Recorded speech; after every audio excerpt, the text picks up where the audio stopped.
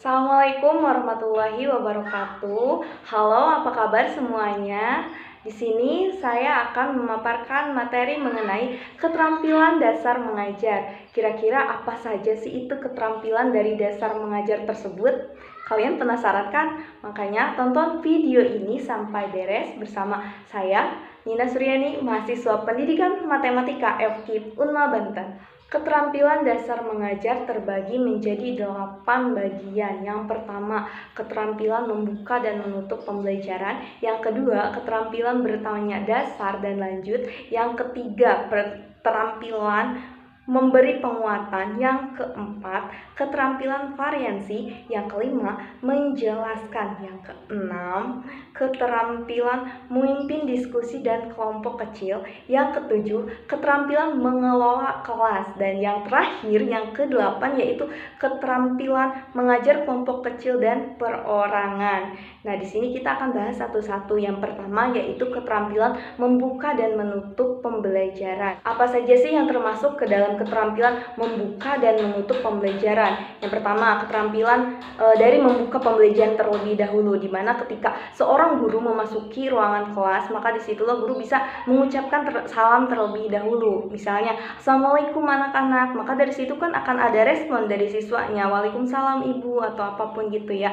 Dan selanjutnya, setelah guru mengucapkan salam, biasanya seorang guru menyuruh kepada siswa atau kepada ketua kelas tersebut untuk memimpin doa sebelum kegiatan pembelajaran dimulai. Nah, setelah berdoa selesai, barulah dari situ guru menanyakan kabar kepada siswa. Apa kabar anak-anak? Gitu, supaya kita sebagai seorang guru mengetahui kondisi anak tersebut seperti apa, kabarnya seperti apa, seperti itu. Nah, selanjutnya yaitu keterampilan dari menutup pembelajarannya. Apa saja sih yang harus dilakukan seorang guru ketika hendak menutup pembelajaran di dalam kelas? Yang pertama yaitu penguatan materi, di mana ketika seorang guru telah menyampaikan materi pembelajaran, maka ketika akan menutup pembelajaran, guru harus menguatkan kembali materi yang telah disampaikan. Misalnya materi mengenai lingkaran. Nah, dari situ guru bisa menanyakan kembali kepada siswanya, apa sih yang disebut dengan lingkaran? Untuk apa? Agar siswa tersebut kembali mengetahui, kembali membuka bukunya untuk menjawab pertanyaan dari guru tersebut. Selain yang tadi saya jelaskan, untuk keterampilan dari menutup pembelajaran juga guru bisa mengevaluasi penguasaan dan memberikan tindak lanjut. Untuk memberikan tindak lanjut ini, guru bisa memberikan pekerjaan rumah atau PR kepada siswanya agar siswa belajar di rumah, belajar kembali mengenai materi yang telah disampaikan oleh guru di dalam kelas. Tujuan dari keterampilan membuka dan menutup pembelajaran ini salah satunya yaitu untuk memberikan motivasi kepada siswa. Yang selanjutnya juga untuk memberikan batasan tugas, dan yang selanjutnya itu untuk mengetahui tingkat pemahaman peserta didik. Misalnya sebelum dimulai pembelajaran, biasanya guru menanyakan terlebih dahulu. Misalnya kita akan menjelaskan materi mengenai lingkaran, biasanya guru akan menanyakan terlebih dahulu, ada yang tahu tidak apa itu lingkaran? Nah, dari situ kan akan ada respon dari siswa gitu mengenai apa sih tentang lingkaran tersebut, yang mereka ketahui tentang lingkaran tersebut itu apa gitu. Nanti siswa itu akan menjawab pertanyaan dari guru tersebut. Nah, itulah pembahasan mengenai keterampilan dasar membuka dan menutup pembelajaran. Kita lanjut ke keterampilan dasar mengajar yang kedua, yaitu keterampilan bertanya dasar dan bertanya lanjut. Apa saja sih yang termasuk ke dalam keterampilan bertanya dasar dan bertanya lanjut ini? Tujuan dari keterampilan bertanya dasar dan lanjut ini yaitu untuk mengetahui minat peserta didik terhadap materi pembelajaran yang akan disampaikan oleh guru di dalam kelas. Yang selanjutnya yaitu untuk mengetahui tingkat berpikir peserta didik, mulai dari tingkat yang terendah sampai tingkat yang tertinggi. Dan selanjutnya yaitu untuk membantu peserta didik untuk mencapai tujuan dari pembelajaran yang akan berlangsung. Dan selanjutnya yaitu apa saja sih yang termasuk ke dalam keterampilan bertanya dasar. Yang pertama, seorang guru harus menjelaskan tujuan dari pembelajarannya kepada siswa terlebih dahulu. Dan yang kedua, guru memberikan pertanyaan dimulai dari pertanyaan yang paling mudah Agar apa? Agar merespon jawaban dari peserta didiknya. Jadi kalau misalnya kita memberikan pertanyaan dari pertanyaan yang paling sulit terlebih dahulu, artinya peserta didik akan kesulitan ketika menjawab pertanyaan tersebut. Makanya pertama itu kita harus memberikan pertanyaan dari yang paling mudah terlebih dahulu. Yang selanjutnya yaitu pertanyaan giliran. Jadi seorang guru itu tidak bisa kita terus bertanya kepada satu siswa saja. Nah, dari situ kita bisa bertanya ke si A, kepada si B, kepada si C, bukan hanya kita bertanya kepada si A saja. Lalu selanjutnya yaitu penyebaran. Artinya penyebaran di sini berikan waktu berpikir kepada siswa. Misal kita bertanya kepada si A, kita berikan waktu berpikir kepada dia untuk menjawab pertanyaannya. Jangan sampai ketika siswa sedang berpikir nih untuk menjawab pertanyaannya, guru malah langsung mengatakan, waktunya habis.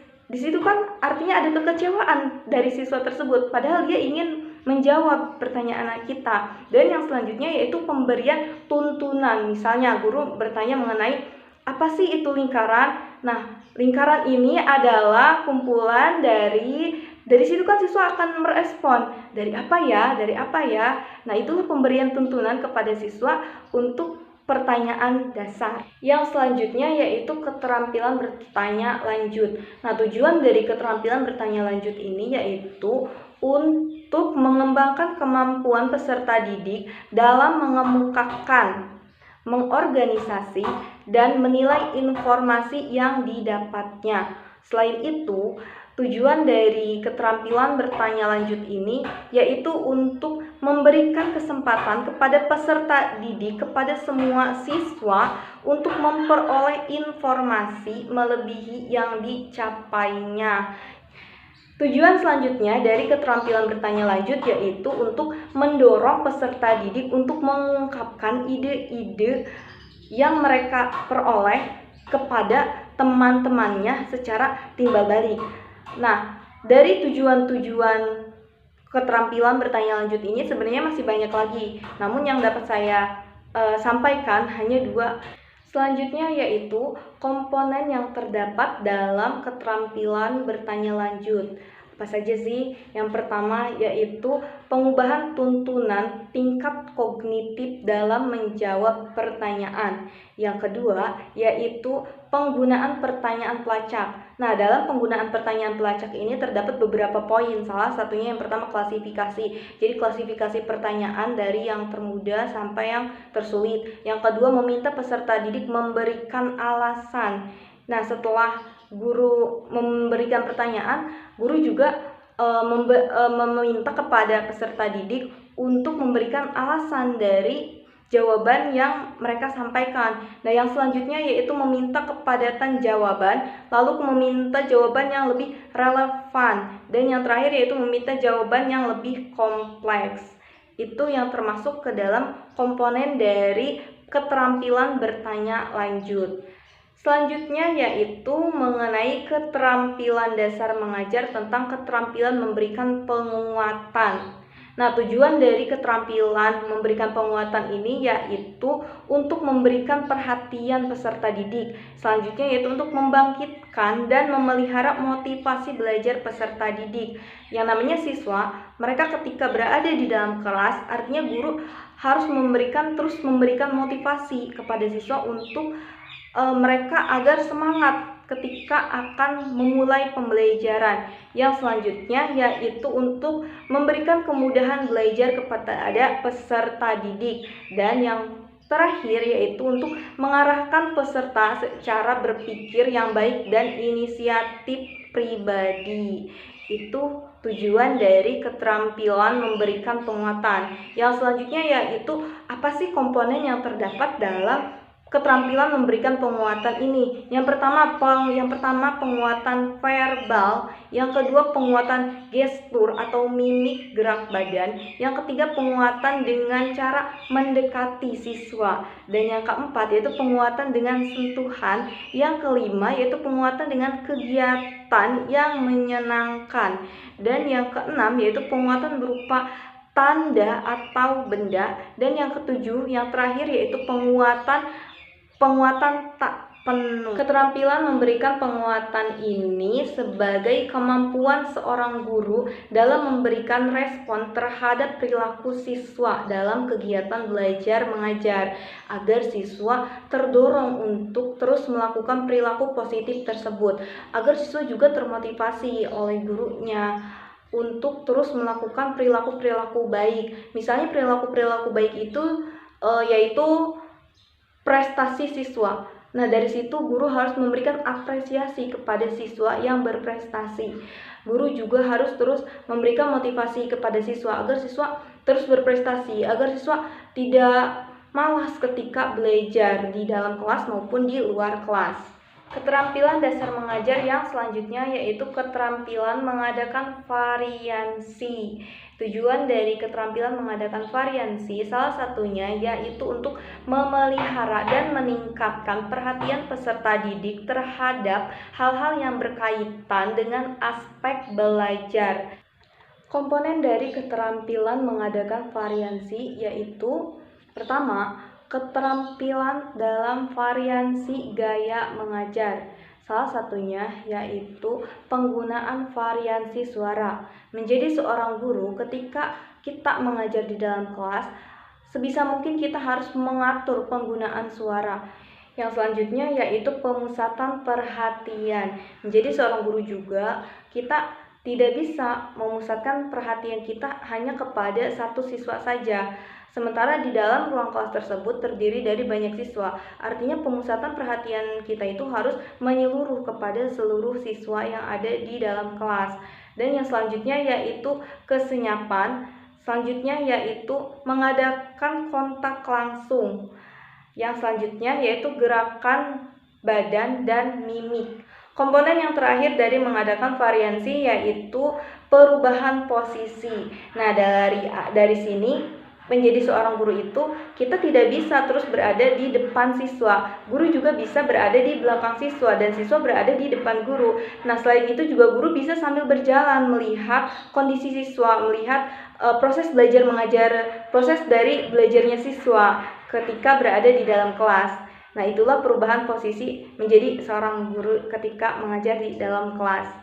Keterampilan dasar mengajar yang selanjutnya yaitu keterampilan menjelaskan, di mana keterampilan menjelaskan ini merupakan penyajian informasi terorganisasi, sistematis, dan mudah dipahami oleh siswa. Dengan tujuan dari keterampilan menjelaskan ini yaitu untuk membantu peserta didik dalam memahami konsep, bernalar, dan juga terlibat dalam proses berpikir. Nah, selanjutnya yaitu komponen dari keterampilan menjelaskan. Ada apa saja sih dalam keterampilan menjelaskan ini? Yang pertama, merencanakan. Merencanakan di sini terdiri dari isi pesan dan karakteristik siswa. Yang selanjutnya yaitu menyajikan. Yang termasuk ke dalam menyajikan ini yaitu kejelasan, artinya bahasa dan kelancaran ucapan seorang guru. Yang selanjutnya yaitu contoh dan ilustrasi. Guru juga harus bisa memberikan contoh dan mengilustrasikan mengenai pembelajarannya, mengenai materi yang disampaikannya. Yang selanjutnya yaitu pemberian tekanan suara guru. Jadi kalau misalnya ada materi yang penting, biasanya suara guru lebih ditekankan. Dan yang selanjutnya yang terakhir yaitu pemberian balikan, artinya ajukan pertanyaan. Ajukan pertanyaan kepada siswa mengenai materi yang telah disampaikan oleh guru ketika di dalam kelas tadi. Nah, itulah penjelasan mengenai keterampilan dasar menjelaskan. Keterampilan dasar mengajar yang selanjutnya yaitu keterampilan memimpin diskusi kelompok kecil.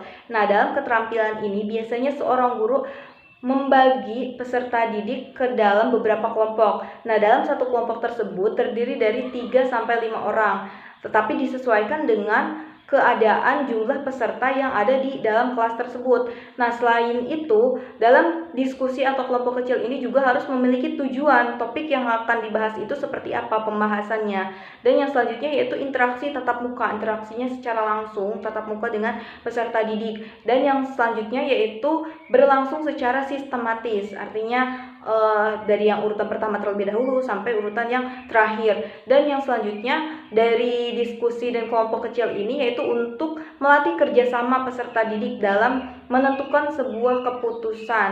Nah, dalam kelompok kecil ini, dalam diskusi ini, peserta didik akan berlatih bagaimana cara mengambil keputusan yang baik dan benar melalui kerjasama tim. Komponen dari keterampilan memimpin diskusi kelompok kecil terdiri dari 6 komponen, yaitu yang pertama memusatkan perhatian, yang kedua memperjelas masalah, yang ketiga menganalisis pandangan siswa, yang keempat menyebarkan kesempatan partisipasi, yang kelima, meningkatkan urutan atau hasil pembahasan. Dan yang terakhir, yang keenam, yaitu menutup diskusi. Dengan hal-hal yang harus dihindari ketika memimpin diskusi kelompok kecil, yaitu topik yang tidak relevan. Artinya topik pembahasan dari diskusi ini tidak sesuai dengan materi yang disampaikan oleh guru di dalam kelas. Yang selanjutnya yaitu mendominasi diskusi. Yang ketiga yaitu membiarkan siswa enggan berpartisipasi. Karena dalam memimpin diskusi ini, guru harus sebisa mungkin memberikan kesempatan kepada siswa untuk berpartisipasi, untuk mengemukakan pendapatnya mengenai materi yang disampaikan, mengenai pembahasan yang akan dijelaskan oleh masing-masing kelompoknya. Dan yang selanjutnya yaitu gagal menutup diskusi secara efektif. Karena dalam menutup diskusi ini terdiri dari beberapa hal. Yang pertama yaitu rangkuman mengenai pembahasan dari masing-masing kelompoknya, dan yang selanjutnya yaitu memberi bayangan tindak lanjutnya, dan yang terakhir yaitu menilai proses diskusinya apakah berjalan secara sistematis atau tidak. Nah, itulah pembahasan mengenai keterampilan memimpin diskusi kelompok kecil. Keterampilan dasar mengajar yang selanjutnya yaitu keterampilan mengelola kelas. Nah, dalam keterampilan mengelola kelas ini ada beberapa hal yang perlu dihindarkan oleh seorang guru. Yang pertama yaitu campur tangan berlebihan. Yang kedua yaitu kesenyapan. Dalam kesenyapan di sini artinya tidak ada kesiapan guru ketika akan mengajar di dalam kelas. Yang selanjutnya yaitu ketidaktepatan memulai dan mengakhiri pembelajaran. Yang selanjutnya yaitu bertele-tele. Dan yang terakhir yaitu pengulangan tak perlu.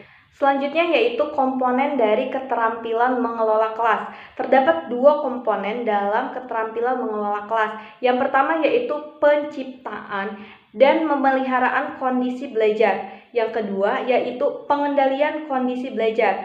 Nah, dari komponen yang pertama yaitu penciptaan dan pemeliharaan kondisi belajar terdapat komponen-komponen di dalamnya. Salah satunya yaitu menunjukkan sikap tanggap. Yang kedua yaitu membagi perhatian secara visual dan verbal, dan masih banyak lainnya. Yang selanjutnya yaitu mengenai komponen yang kedua yaitu pengendalian kondisi belajar. Terdapat beberapa komponen juga dalam komponen pengendalian kondisi belajar ini. Salah satunya yaitu modifikasi tingkah laku. Yang selanjutnya yaitu pengelolaan atau proses kelompok, dan yang selanjutnya yaitu menemukan dan mengatasi tingkah laku yang menimbulkan masalah. Itulah komponen dari keterampilan dasar mengenai keterampilan mengelola kelas. Dan yang terakhir mengenai keterampilan dasar mengajar yaitu keterampilan mengajar kelompok kecil dan perorangan. Nah, dalam keterampilan ini ada 4 komponen yang ada. Yang pertama yaitu mengadakan pendekatan secara pribadi. Nah, salah satunya yaitu hangat dan peka. Menjadi seorang guru harus hangat kepada siswanya, harus peka terhadap permasalahan siswa itu seperti apa. Dan yang selanjutnya yaitu mendengarkan dan simpati. Selanjutnya yaitu respon positif. Nah, dalam respon positif ini hubungan saling mempercayai, guru mempercayai siswa, siswa juga mempercayai guru. Dan selanjutnya yaitu kesiapan membantu. Terakhir yaitu menerima perasaan siswa dan mengendalikan situasi. Nah, dalam kondisi seperti itu, guru juga harus bisa mengendalikan situasinya. Situasinya seperti apa? Guru harus pandai-pandai mengendalikan situasi. Dan komponen selanjutnya yaitu yang kedua mengenai mengorganisasikan. Nah, dalam komponen mengorganisasikan ini terdapat poin-poin pentingnya. Salah satunya yaitu memberikan orientasi umum. Dan yang selanjutnya yaitu variasi kegiatan, lalu membentuk kelompok yang tepat, dan koordinasi kegiatan. Itulah komponen dari mengorganisasikan. Komponen yang ketiga yaitu membimbing dan memudahkan belajar. Poin-poin penting dalam komponen ini yaitu memberikan penguatan kepada peserta didik dalam mempelajari dalam kegiatan belajar mengajar di dalam kelas. Yang selanjutnya yaitu mengembangkan supervisi proses awal dan supervisi proses lanjut. Dan yang terakhir yaitu mengadakan supervisi pemaduan. Lalu kemudian komponen yang terakhir, komponen yang keempat yaitu merencanakan dan melaksanakan KBM atau kegiatan belajar mengajar. Nah, poin-poin penting dalam komponen ini yaitu menetapkan tujuan dari pembelajarannya itu seperti apa. Yang selanjutnya yaitu merencanakan kegiatan belajar mengajarnya itu akan seperti apa prosesnya. Jadi guru itu harus merencanakan terlebih dahulu proses mengajarnya itu akan seperti apa, yang akan dijelaskannya itu apa saja. Lalu kemudian selanjutnya berperan sebagai penasehat. Sudah jelas ya, menjadi seorang guru itu harus berperan menjadi seorang penasehat bagi siswanya. Dan yang terakhir yaitu membantu siswa menilai kemajuan sendiri. Nah, disitulah peran gurunya untuk membantu siswa dalam menilai kemajuan dirinya sendiri. Nah, itulah komponen dari keterampilan mengajar kelompok kecil dan perorangan. Ada lagi mengenai prinsip dari keterampilan mengajar kelompok kecil dan perorangan ini. Salah satunya yaitu variasi pengorganisasian. Yang kedua yaitu pilih topik yang sesuai, topik pembelajaran yang sesuai dengan siswanya. Dan selanjutnya yaitu akhiri dengan rangkuman dan kesimpulan. Ya pasti ya, karena kan ketika mengajar di dalam kelas kita juga harus mempunyai rangkuman dan kesimpulan dari pembahasan materi yang telah disampaikan. Selanjutnya yaitu kenali siswa secara individual, kenali siswa dari hati ke hati, sehingga kita tahu karakteristik siswa itu seperti apa, kita tahu permasalahan siswa itu seperti apa, keinginan siswa itu seperti apa. Makanya kita harus mengenali siswa secara individual. Dan yang terakhir yaitu beri kesempatan kepada siswa bekerja secara bebas. Kita berikan kesempatan kepada siswa, beri waktu yang luang kepada siswa untuk dia bekerja secara bebas. Jadi tidak dibatasi gitu kemampuan siswanya. Mungkin hanya itu yang dapat saya sampaikan mengenai keterampilan dasar mengajar. Mohon maaf apabila ada kesalahan. Terima kasih. Hadanallahu wa iyyakum ila syiratal mustaqim. Wassalamualaikum warahmatullahi wabarakatuh.